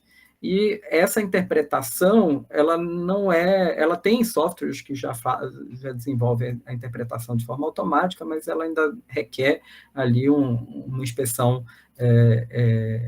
dos picos, relações de deslocamento, tudo isso. E a base de dados ela é muito heterogênea, né? Então, cada máquina que faz gera de um jeito, então tem deslocamento, tem vários ruídos. Questões aí que dificultam o processo, né? Mas dentro desse projeto, a gente trabalhou os minerais como rótulos, né? Porque, de fato, essa informação ela não vem a priori, né? Ela é um processo interpretativo. Porém, com o som semi-supervisionado, dado um novo espectro, né? Uma nova série ali dada pela reflectância lá da rocha pulverizada, a gente já conseguia, né, determinar a presença ou ausência dos minerais que estavam catalogados ali, né? E isso, para eles, é importante, porque eles poderiam, então, trocar a broca, né, da perfuração, podendo aí não danificar, né? Então, esse foi um resultado bem sucedido aí do som não semi-supervisionado com a identificação de minerais traçadores aí associados a esse tipo de rocha que a gente buscava, né? Fantástico. Exatamente o caso que você falou aí, né? Muito massa. Muito bom, parabéns, assim. Eu, com meus alunos, eu estou com 2 alunos de graduação, o Esdras e o Daniel está por aí, Esdras está em aula, mas Já essa semana a gente vai intensificar esses estudos aí com a Intrasom, e eu vou perturbar Rodrigo aí, viu, Rodrigo? Quando a gente, olha, tem um parâmetro aqui que está dando problema, tem um treinamento, isso aqui, alguma coisa que a gente não entender, com certeza já conheço o canal e vai ser assim uma satisfação muito grande, sabe? E que bom que tantos trabalhos vocês estão conseguindo fazer. É fantástico, viu? Pessoal, pode falar, desculpa. Não, eu estava falando muito bom ouvir isso de vocês, que são referências aí na computação, né? Pois é, eu vou ver se eu passo aqui para a turma, eu já falei um bocado, mas eu não sei se o Arthur, o Breno, o Edilvo, algum dos colegas, Daniel... Tem uma pergunta do Arthur aí. Oi, pode falar. Tem uma pergunta do Arthur no chat. Poderiam citar outras possíveis aplicações de geoprocessamento? Geoprocessamento, né, a gente tem bom, o geoprocessamento, né, a gente parte da informação georreferenciada. Uma das coisas que eu acho que é interessante dentro dos trabalhos que a gente desenvolve, até agora a gente não tem explorado o espaço como uma variável, né, porque a gente está muito focado nas rochas. Então, a gente, por exemplo, quando eu estou observando as propriedades das rochas, um granito ele vai ser um granito independente de onde ele esteja. Então, é mais interessante eu observar o percentual de potássio dele, de urânio, de tório, né, ou de outros elementos que eu possa mensurar, né, desenvolver uma análise química, observar os óxidos, ferro, titânio, enfim, né? Então é muito mais interessante para eu caracterizar tipo de rocha. Porém, a gente sabe que há uma interferência espacial, né? Há uma relação espacial que granitos, do lado de um granito, pode ser, é bem provável que tenha um outro granito, né? Então tem essa questão do geoprocessamento aí envolvida, né? O geoprocessamento enquanto uma ferramenta aí que agrega as informações dentro do espaço, né? Eu acho que tem uma série de aplicações, principalmente para quem lida com sensoriamento remoto, que a gente também ainda não deu conta de explorar, né, a quantidade de dados espectrais, hiperespectrais, né? E como a gente consegue trazer informação adicional, né, seja em processos aí de não supervisionado, totalmente não supervisionado, né, agregar informação não supervisionada, ou também até agregar informação daí semi-supervisionado nessa estrutura que o Zé Alfredo mencionou, né, de rótulos parciais e atingir outros rótulos, né, para informação espacializada. A gente fez aquela costura lá, né, com o aluno de graduação, lembra? Ficou legal. De vários levantamentos diferentes usando som. Me recapitula, Era Rodrigo. aero... Nossa, era uma base de dados gigante. Tá, a gente teve um trabalho de junção de base de dados, né, que era um trabalho bem geoprocessamento, né, fazer o merge de levantamentos que eram diferentes, foram feitos em anos separados, né, então a gente tinha um desnivelamento das variáveis, né, então a gente juntou isso dentro dos mapas auto-organizáveis e observou aí essa forma de integrar bases de dados distintas com o processo de auto-organização. Porque isso é interessante, o José Alfredo deve saber por conta de ter trabalhado por muito tempo com som, né? Quando a gente tem um certo ruído ou um dado ruidoso, os mapas auto-organizáveis eles são bem eficientes para atenuar esses ruídos, né? Tem um outro trabalho, falando aí em geoprocessamento, que eu agora me lembrei, né, trabalho de um mestrando que eu orientei, já foi um dos meus primeiros mestrandos, que a gente preencheu informação espacial mesmo, né? de gravimetria, né? Então, a gente tinha vazios cartográficos grandes e, como os dados eram multivariados, né? Então, a gente rodou um som e projetou aí as informações que estavam faltando, né, a partir do BMU na variável que estava vazia, né? Então, a gente tem um típico trabalho aí de imputação de dados e a gente mostra o dado real, né? A gente omitiu dados em algumas regiões, né? Uma janela específica, recortou de lá, então aquela informação não participou do treinamento, né? E depois a gente preencheu isso só com a projeção dos BMUs, né? Para aquelas amostras, né? Então, a gente obteve aí uma correspondência muito elevada do dado real com o dado que preencheu, né? Então, a gente tem aí um exemplo de utilização do som para preenchimento de espaço, mesmo preenchimento de informação. E tem todo um desmembramento que a gente ainda não comentou, mas é que o Rodrigo tá desenvolvendo agora no doutorado. Foi um desafio que eu coloquei para ele como crucial para a gente preencher um pedaço da ciência que faltava, né, que é a organização de séries, né? Então, a gente está chamando aí de séries auto-organizáveis, né? Mas, basicamente, é um formato da gente utilizar os mapas auto-organizáveis para desenvolver uma organização em séries temporais multivariadas, né? Ou até uma redução de dimensionalidade de séries, preservando as informações, né, de todas as variáveis ali, né? Só que mantendo uma série, né? Eu não estou só fazendo um encoder, né, em que eu não sei exatamente o que ele representa da série, eu não preservei nada a estrutura da série, né? Eu estou reduzindo a dimensionalidade com o processo de auto-organização e gerando uma série nova que daí o Rodrigo tá desenvolvendo todo uma linha de raciocínio aí, com base na matriz unificada de distância, né? Mas a gente tem um índice que represente todas as posições dessa matriz, né? Preservando aí as relações topológicas. Isso cria também um subproduto que dá para ser utilizado não só com série temporal.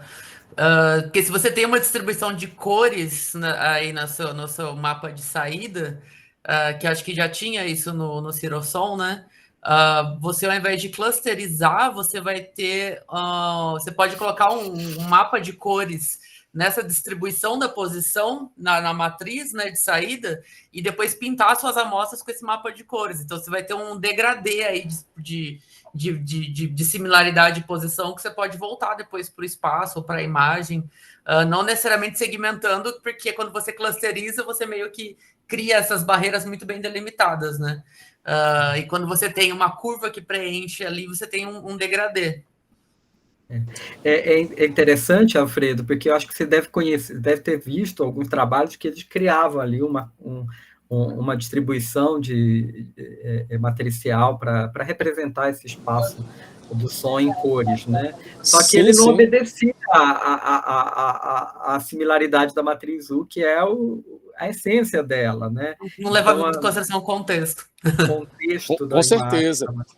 Então, esse trabalho do Rodrigo está indo nesse caminho. Você tem alguns trabalhos lá do Samuel Kaski, que pegou dados do Banco Mundial e gerava um mundo lá, mas o mapa ele tinha umas cores lá meio aleatórias também. Aleatório. E tal. Mas fantástico. Eu estou vibrando aqui, né, e também estou pensando assim, eu fico imaginando a quantidade de matemática que está envolvida nessa redução de dimensionalidade dessa série temporal. E é interessante porque quando a gente estuda, está na graduação, que estuda álgebra linear, cálculo numérico, aquelas coisas, aquilo ali tudo é muito chato, não tem aplicação. É quando realmente a gente vai entender como é que funciona um mapa de Cohn desse, uma redução de dimensionalidade os produtos, matrizes, tudo aquilo é aplicado, né? Então, assim, outra coisa é toda essa beleza, né, de arte que tem por trás, né? Eu acho maravilhoso esses displays, a forma de representar. Então, você tem não só a matemática, mas toda uma coisa artística de você imaginar que tem dados em alta dimensão que estão projetados ali, próximos, agrupados com a cor, outra cor próxima ali, que são os vizinhos. Então, eu posso te complementar aí nessa... Claro. Você sabe de onde partiu essa dor? Partiu de demanda prática mesmo, não foi elucubração da cabeça, vamos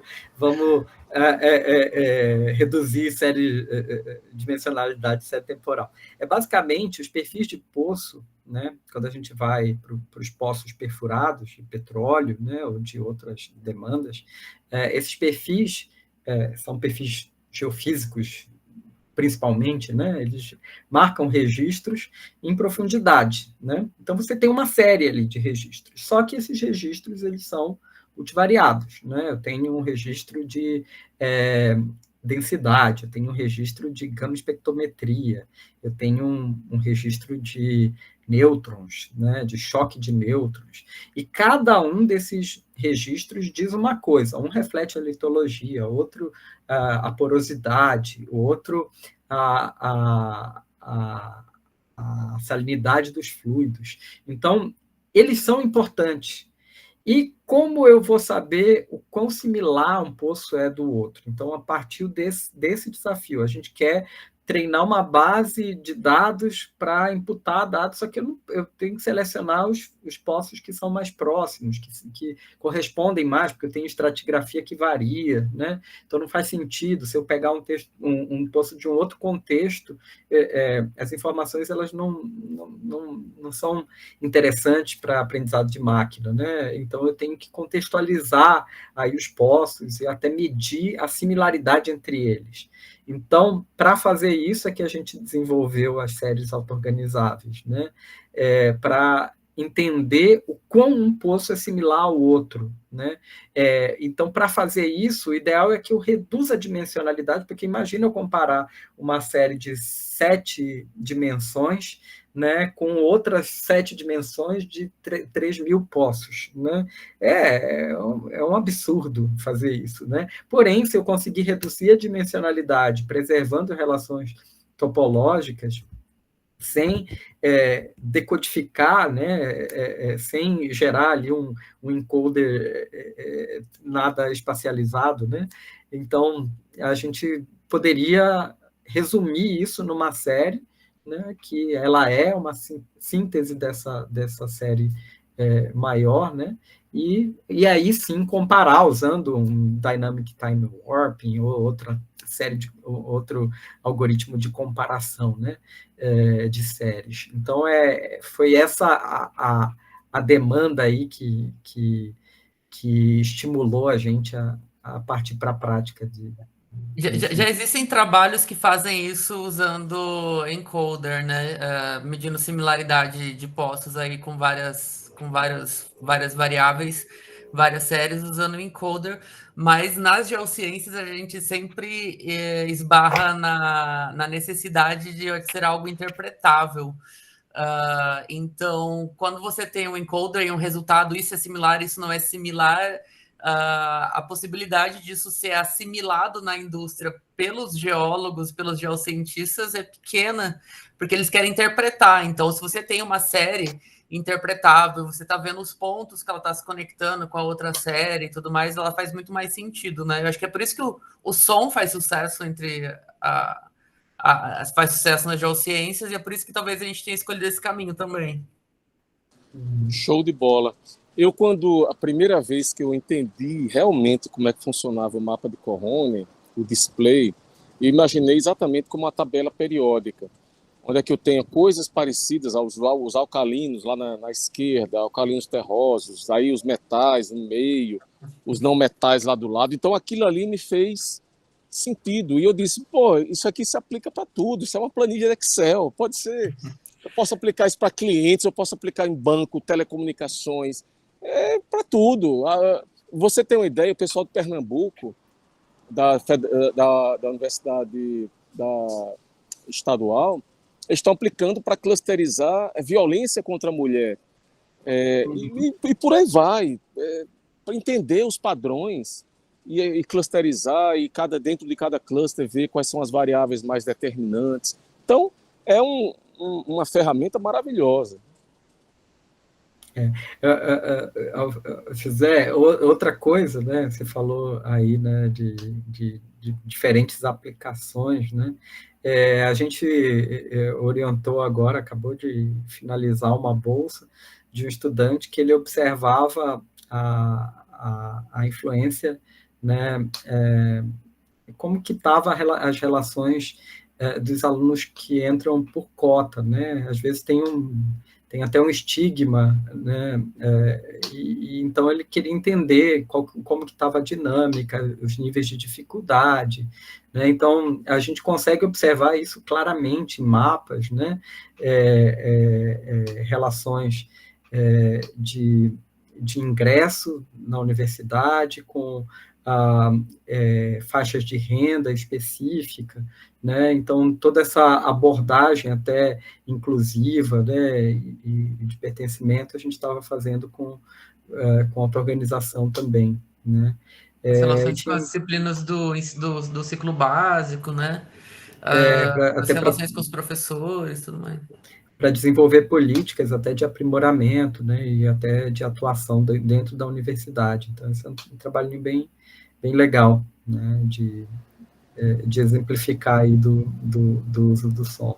E você falou da tabela periódica, eu fiquei pensando, se a gente pegar o número atômico, o número de massa e o número de nêutrons, certeza, fizer um som, a gente vai ter a tabela periódica ali no mapa.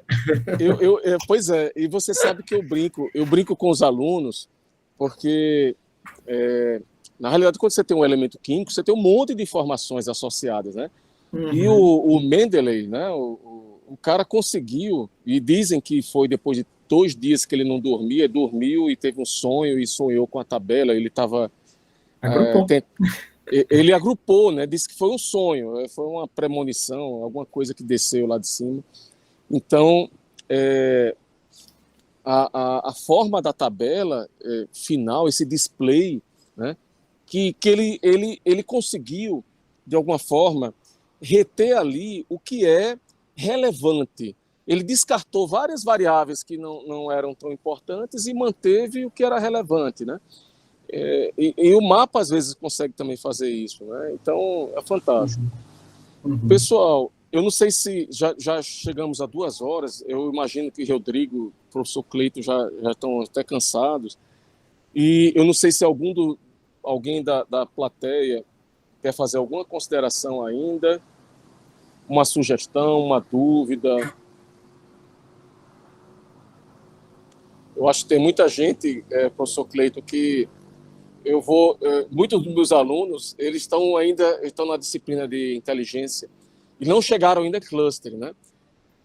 Então, a gente vai trabalhar com caminhos na próxima semana, o som vem depois, então essa palestra vai ser muito útil daqui a umas 3 semanas. Uhum. Quando eles virem o mapa de Corona e vão voltar, e a gente vai aplicar na disciplina a intrasom para fazer trabalhos finais da disciplina. Então, vocês vão ver alguma coisa de aplicação de análise de textos, análise de dados, vamos fazer algumas coisas desse tipo. E vou passar para vocês o feedback dessa experiência, viu? Uhum. Só para finalizar, e até para estimular essa curiosidade aí, né? Eu vou rapidinho projetar aqui. É jogo muito rápido mesmo, né? Dentro da aula introdutória do som, eu faço essa provocação, por que a natureza ama os hexágonos, né? Então, a gente tem os exemplos dos magmas vulcânicos, que quando eles resfriam, eles formam essas colunas de basaltos hexagonais, né? A gente tem também o casco da tartaruga formando hexágonos, né? São estruturas estáveis aí, né, hexagonais. As moléculas de água gasosa se organizando em estado sólido, né, formando cristais hexagonais.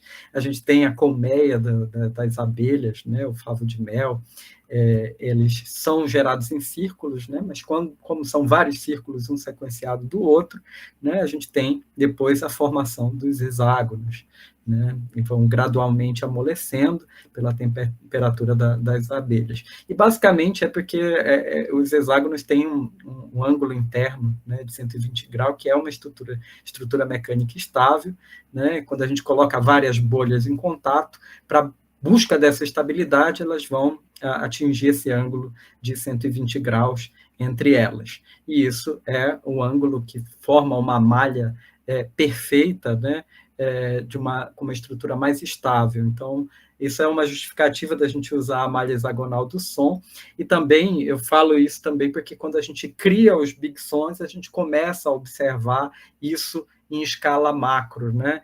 Isso se replicando nas fronteiras de similaridade, por vezes, gerando hexágonos gigantes, dentro de um sistema que é complexo, que tem múltiplas variáveis que estão sendo observadas e analisadas e organizadas de uma maneira natural, homogênea, né, obedecendo às forças e conexões que essas variáveis geram para influenciá-las. Então, eu fecho a minha fala aí com esses exemplos da natureza. E fantástico, professor. A matemática, a natureza, maravilhoso aí, viu? Eu tive que sair do escritório ainda que eu estava, né? Então já estou aqui fora, mas eu quero me despedir de vocês, agradecendo em nome da Universidade Federal,